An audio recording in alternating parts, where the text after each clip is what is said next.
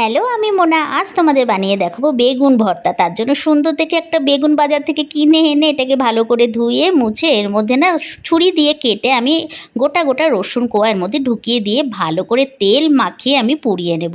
তারপর কড়াই গরম হয়ে গেলে সর্ষের তেল দিয়ে দেবো, এর মধ্যে শুকনো লঙ্কা চিড়ে দিয়ে দিলাম, বেশ খানিকটা পেঁয়াজ কুচি দিয়ে দেবো। একটু ভাজা ভাজা হয়ে গেলে ওই যে পুড়িয়ে রাখা রসুনগুলো ওগুলো বের করে আমি এর মধ্যে দিয়ে দেবো। তারপর লঙ্কা কুচি, টমেটো কুচি, নুন, হলুদ গুঁড়ো, লঙ্কার গুঁড়ো সব কিছু দিয়ে কিন্তু ভালো করে আমি মশলাটা তেল ছেড়ে আসা অবধি কষাবো। তারপর আগের থেকে ওই যে পুড়িয়ে রাখা বেগুনটা দিয়ে দেবো, হাতা দিয়ে ভালো করে একদম ম্যাশ করে নেব।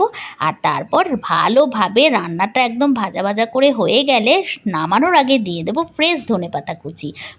ফার্স্ট ক্লাস কিন্তু এই বেগুন ভর্তার রেসিপিটা তোমাদের কাছে শেয়ার করলাম। তোমরাও বানিয়ে খেয়ে দেখো, খুব টেস্টি হয়।